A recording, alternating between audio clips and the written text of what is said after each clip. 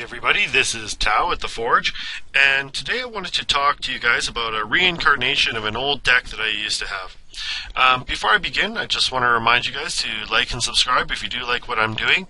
If there's something you want to see, or if there's something I'm doing you don't like seeing, please throw it in the comments and let me know. I'd like to make content for you guys, so just let me know what you want to see. Anyways, today I'm going to be building an Abzan Allies deck. Now, in the past, I had an Abzan Allies deck, but it was actually a 4-color deck, and it was just okay. It was fine, but really casual and not really that competitive. But since then, I think there's been some cards that have come out that can really help this deck out and make it a little more competitive. Now, this still isn't a Tier 1 deck, but it is super competitive and it is super fun to play. Anyways, so here we go with Abzan Allies. So the way we're going to start off is with our Hada Freeblade. Hada Freeblade is 0-1 for 1, but when Hada Freeblade or another ally enters the battlefield under your control, you're going to put a +1/+1 counter on him. Right? So he's really, he is technically a 0-1 for 1, which looks off curve, but he's actually a 1-2 for 1. Yeah, so he's pretty good. He's an early attacker, or at least an early blocker, and he can grow actually big pretty fast. Alright, the next one in our 2-drop slot is a Kazandu Blademaster. Now, Kazandu Blademaster is a little bit tougher to cast because he's got a double white, but he has First Strike and Vigilance, and whenever Kazandu Blademaster or another ally enters the battlefield under control, you can put a +1/+1 on counter on him as well. So he is actually a 2-2 for 2 with First Strike and Vigilance, which is just actually pretty huge. Alright? After that, I added Zulaport Cutthroat. So whenever Zulaport Cutthroat or another creature you control dies, each opponent loses 1 life, you gain 1 life. Oran-Rief Survivalist, okay, is a 1-1 for 2. But again, he's actually a 2-2 for 2 because when he enters the battlefield or another ally enters the battlefield, you can put a +1/+1 counter on him. So basically what you can see so far is it's all about counters. Right, so I have all these guys getting counters, and so it made sense to me, especially after making Free Deck Frenzy, to add Hardened Scales. Right, so Hardened Scales, if 1 or more +1/+1 counters would be placed on the creature you control, that means you put one extra one on there. So instead of getting just an extra, getting 1 counter, they actually get 2 every time an ally enters the battlefield, and that is actually really, really huge. So for instance, you can have played turn 1 Hada Freeblade. It comes in as a 1-2, right? And then the next turn, Kazandu Blademaster comes in. Now, or let's say, for instance, you play Hardened Scales or something else, and then Kazandu Blademaster comes in on the 3rd turn, then basically you're going to put in 2 extra counters on this guy, so he's going to end up becoming a 3-4, and he's out of bolt range, and he can actually get ridiculous pretty fast. Same thing with the Survivalist, and same thing with the Cutthroat doesn't do that, but Cutthroat is just basically to discourage people from killing your creatures. Okay, so these guys are your primary win condition, where you're just going to try and do a beatdown with them. Now, sometimes your opponent's going to be able to block, but eventually you're going to be able to ramp these guys pretty quick. And once you can get, if you can ever get a Kabira Evangel out, well, enters the battlefield under your control, you choose a color. If you do allies you control, gain protection from the chosen color till end of turn. So what you can do is play an ally, pump your creatures, use Hardened Scales to get extra counters on them, give them protection from your opponent's colors, and just swing in because then they can't be blocked. Right, so that's basically the gist of our aggro shell.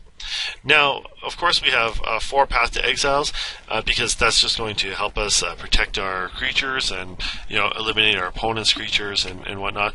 That's almost a must play if you're playing white. All right, but a funny thing we do have is in our 5 slot. Now we've got nothing in the 4 slot, but we've got a few things in the 5 slot. One is the Turntimber Ranger. Now, when Turntimber Ranger enters the battlefield, or another ally, you get a 2/2 green wolf creature token, and then you can put a +1/+1 counter on the Turntimber Ranger. So he's along the counter theme as well. So then he enters the battlefield. You create a 2/2 wolf creature, and it's basically you get a an extra creature for him. Now, that just seems kind of mediocre until you combine it with Conspiracy. Now, Conspiracy seems like a nothing card because like everything's already an ally in your deck. Okay, but as Conspiracy enters the battlefield, you choose a creature type. And then creature cards you own that aren't on the battlefield, creature spells you control, and creatures you control are the chosen type. Now, what this does, if you think about it, is that basically means that everything, all the creatures you own become the creature type. So what you do is you set this on ally. Right, so every creature is now an ally. Now, when the Turntimber Ranger enters the battlefield, he creates a 2/2 green wolf token. But that wolf is an ally, right? And here it says when Turntimber Ranger or another ally enters the battlefield, you create a 2/2 wolf and you put a +1/+1 counter on him. So what you can do is generate an infinite number of wolves and also infinite number of counters on the Turntimber Ranger. And also, if you have any of these other guys out, they are also getting pumped up, and so you can actually just create like a massive like army and just swing through with these guys. You know, so it's not unusual. For instance, you have like a couple hundreds out if you do this right, and then you can play a Kabira Evangel, give them protection, and just swing for a one shot. So a lot of times what we're doing is we're just playing kind of the long game. Like we're trying to aggro at first, but if that doesn't work, then very quickly we're going to switch to just a stalling tactic. So we're just going to leave these guys up to block, and then basically stall out until we can get our combo online. And then once we get our combo online, then we just swing in and win. Now, the mana base is a little bit weird with this. I kind of threw it together with kind of stuff I had, but I think it's been okay. And in testing, it was actually pretty good. So we have 4 of Ally Encampment, which is just perfect. Add 1 mana of any color to your mana pool. Spend this mana only to cast an ally. Sacrifice the encampment. Return target ally you control to its owner's hand. Alright, so like it can give you a limited amount of protection for your ally, but it can also just give you, it just fixes all your mana, and that's pretty sweet. Okay, we're running a forest. Okay, Godless Shrine. So mainly we're running Godless Shrine because it's within our colors, but also because it's a plains and swamp. Alright, we are running 4 of Golgari Rot Farm, mainly because we need to be able to ramp up our mana as soon as possible to get the Turntimber Ranger Conspiracy combo out. So I found that Golgari Rot Farm is actually pretty nice. Isolated Chapel, 3 of. Basically, it comes in untapped if you have a plains or a swamp, but if you have a Godless Shrine, then you've got a plains and a swamp, so you know that's going to come in untapped most or often. Couple plains. Sunpetal Grove comes in untapped if you control plains or forest, but again, Godless Shrine is a plains, and we also have other plains that would help. 2 swamps and a Woodland Cemetery, which comes in untapped unless you control a swamp or a forest. Alright, now originally I had also another land here, I forget which one it was, is the white-green land that was a forest and also a plains. You can have that one as well, but I found that basically it always came into the battlefield tapped, and really I'd rather just have a forest or a plains then, because having it come into the battlefield tapped like that just really hurts sometimes. So our deck's already pretty slow, so you know, it's kind of a tough one. Like, if you want, you can put it in there. The name just kind of skips my mind right now, but I took it out and just put in 2 basics, or 4 basics instead. Alright, so anyways, going to the sideboard. Sideboard's just whatever, like, you know, you think fits your meta, of course. But I've chosen 4 Ghostly Prisons. Right, Ghostly Prisons really help out a lot, and they're really cheap now because Conspiracy 2 has them printed basically unlimitedly. So you know there's going to be a lot of availability. That's to counter, basically to stall out people who are trying to aggro you. Okay, 2 Nevermores to kind of help with combo decks. So basically you can just shut down certain combos. Fatal Push is just more removal. This is actually a pretty decent card right now, because of course the Black Bolt is seeing a lot of play everywhere. Hard to find in general. Alright, Rapid and Vigor. You don't want your creatures to get destroyed or board wiped. So using a Rapid Vigor, you can regenerate each creature you control. So if they do like a Wrath effect, you can just regenerate them all, and then that way you can keep your creatures online, depending on which Wrath effect they're doing. And then 2 of Pithing Needle to shut down any Planeswalkers and any other pesky things, and Relic of Progenitus to get rid of things that are recurring from the graveyard. So again, that's just kind of a general sideboard. It just depends on what you are expecting in your meta. Right, but anyways, that's pretty much the deck.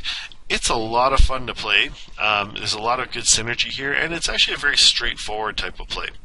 Now, before I finish off here, I just want to talk about a couple ways that you could make this cheaper. Now, the way that I've built this is that this is actually, it costs about $30 online. Right, so yeah, it's like $34 or 34 tickets online, $178 in paper. That's actually quite a bit, but there is a way you can actually go budget with it. Okay, so for instance, you can replace the 4 Path to Exiles with 2 Oblivion Rings and 2 Journey to Nowhere. Right, and basically, currently, as at the time of this production, Path to Exile, I forget, it's like $7 or something like that. But Journey to Nowhere and Oblivion Ring are like $1 or 50 cents each, so they're like super cheap. Then also, let's see what else we have here. Then we can also replace our Isolated Chapels and stuff like that with, or not Isolated Chapels, sorry. Where is here? Godless Shrines. Godless Shrines just with plains and swamps, right? So you're not going to get your variety as much, but it's actually okay. You might want to go with maybe like one of those gain one life when they enter the battlefield lands or something like that. But Godless Shrine is actually a better one. Maybe one of the temples, so you can scry would be better. There's a way you can substitute this land out to make it a little bit better. Hardened Scales is pretty much a must-have. All of these allies are pretty much must-haves. Kabira Evangel is actually a pretty expensive card, so you could replace it with 4 of Apostle's Blessing. 4 Apostle's Blessings are only $1 for all 4, so that would be a lot cheaper. You cannot take out Conspiracy and Turntimber Ranger. And then in the sideboard, there's always options for sideboarding as well, right? So, for instance, for example, in the sideboard, you could just take out Fatal Push and put in more Oblivion Rings and Nevermore, or not Nevermore, Journey to Nowheres and stuff like that. But overall, it's pretty cheap. Online, I was able to get the budget version of this deck down to $10.50 or 10.5 ticks, and the paper version down to $77.54.